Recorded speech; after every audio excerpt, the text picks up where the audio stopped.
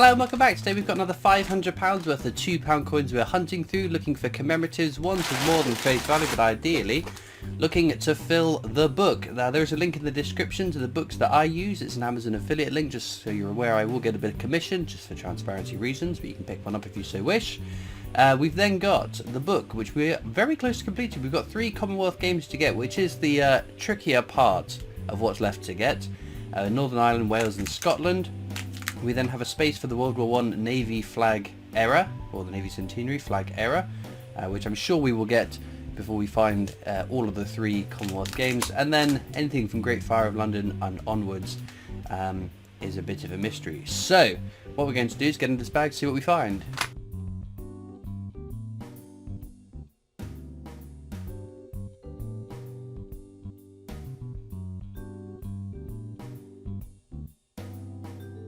Okay then, into the first bag. Now, those observant amongst you will realise I have a new towel down. We'll cover that in a moment. But what we want, this is technologies. We don't particularly want technologies. These are all quite highly minted, some lower than others, just not low enough I think that they're worth keeping. I've always threw them all at the end looking for any errors or rotation errors, double dial versus other things like that. Nice juicy errors that'd be worth keeping. So yes, I have a towel down because when I drop coins, it doesn't make the most almightiest of... Oh, what's going on? Sorry, we're having minor technical difficulties with the face cam, so hopefully that hasn't all totally unsynced itself.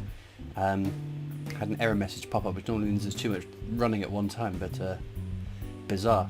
Yeah, so the towel's down. I've changed it over because the red one I was using, I flipped it over, moved it round, and the problem is it does get dirty in the middle, where obviously all the coins are filthy. You just see how dirty my hands are at the end of any hunt, especially like a 10p or those penny hunts. It just goes to show quite how dirty the coins are.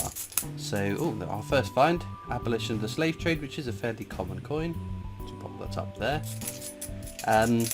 So yeah, over time it will obviously get dirty, but it's not just dirty, it gets worn away. So even if I was to put the one that was really dirty into the washing machine to clean it, it's still going to be very threadbare where all the coins make contact with it. So it's just natural. Over time it's going to get dirty, and I will replace it when I deem it's enough of a biohazard that I must, for the sake of humanity, change the towel over.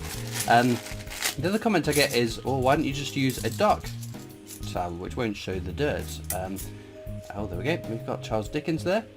Very common. Put them on the top row. Now, the problem with using a dark coloured towel is that everything then gets really dark. Excuse me sneezing, I hope I'm not allergic to the new towel, because that would be a disaster. So yeah, the problem is if it's a dark towel, then everything gets really dark. I think with the pennies, I tend to use a darker coloured towel that was sent in by a subscriber, because the pennies are the most filthiest of coins, or well, the most numerous coins we go through. I pop that down to try and somewhat protect, because in one video it would get absolutely filthy. So yeah, I try to use that one for those, but it does make the whole video look really, really dark.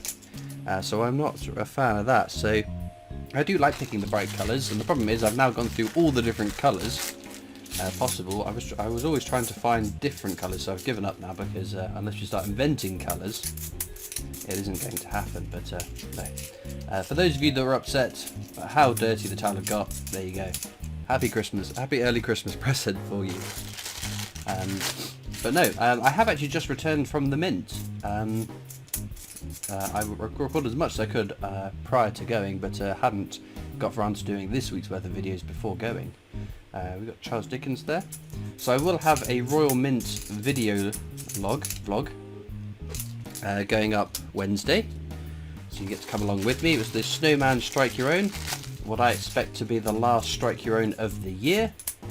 It was great fun meeting up with a whole bunch of my friends, other coin tubers,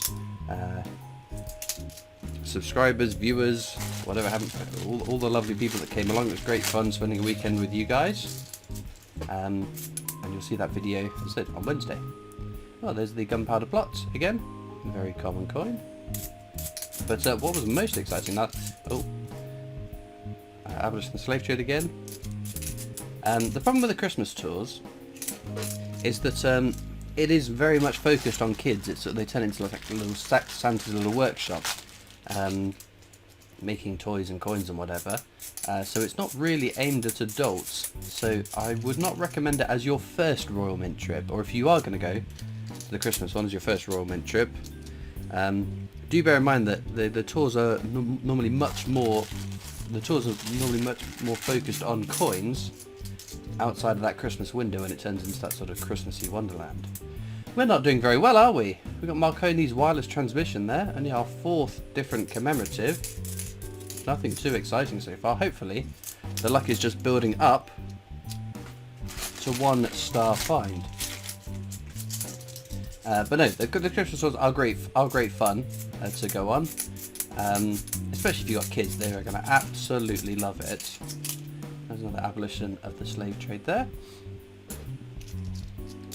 But yeah, it's not the greatest tour for a coin collector. So if you're travelling far to learn about coins, the Christmas tours aren't going to be the most illuminating experience that way, but it's still a wonderful day out. Right, Brunel's portrait, one of 2 Brunel coins. Both of those very common, as we know. But on that tour, they seem to have confirmed, again, all bar 2 of the commemorative, all bar 2 of the new definitive coins have started being minted for circulation since they were announced. There's Florence Nightingale, a very pretty coin, but very, very common. And so yeah, that was very exciting to hear. We knew going into it that the 50p, 20p and £1 coin have all been minted for circulation. Excuse me. Whilst we were on the tour, they were minting the penny and 2-penny coins. Got the VE Day anniversary there. So again, that is a very, very common one. The most common commemorative £2 coin out in circulation. Here, the penny and 2-penny. Excuse me. I have heard from a number of people that have been on the tour who said that the 5p was being struck whilst they're on there, and if memory serves, on the little platform where they show what's being minted, or what has been being minted in the coin press room, the 10p has been there as well.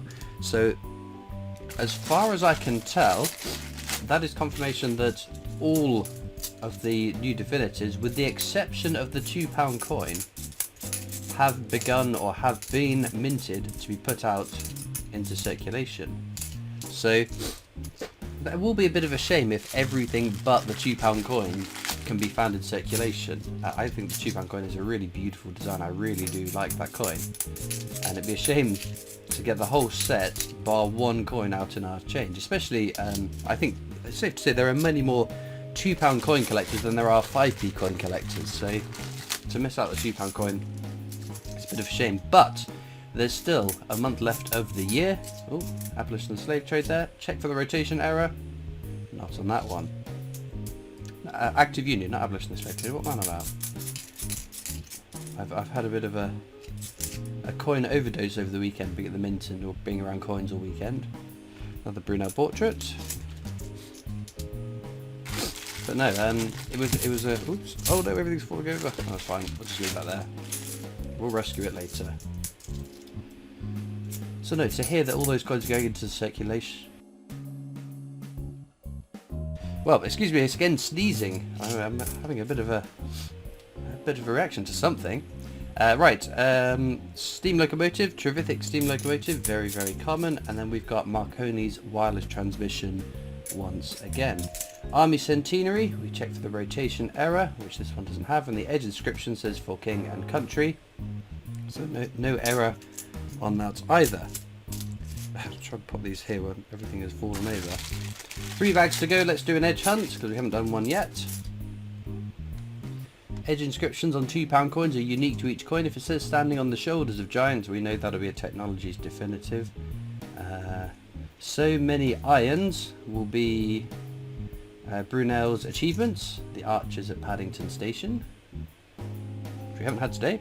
Completes our Brunel set, and then I think underneath it we can see these lines and dots, which is a tube map, which means it'll be London Underground Train, our first real star find of the hunt. A very exciting coin, which is pretty cool. Then we've also got Mariner. Serving the Mariner will be Trinity House. Which, there we go. We've got one more under there. King and Country. Should be Army Centenary. And it is. No rotation error, sadly.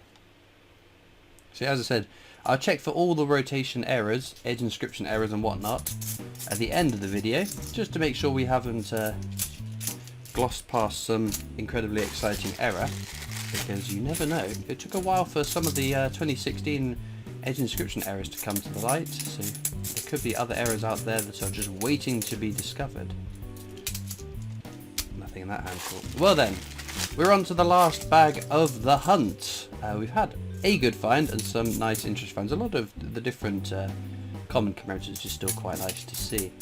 Links as usual in the description to my coin collecting Discord server if you want to come over to join that. There's also links to my other social media channels, the PO Box address if you want to write into me, and the Britannia Coin Company's YouTube channel who I work for as my day job making videos for them, so please do check that out too. I'm going to whisk the coins off to the side now, see if there are any errors I've missed.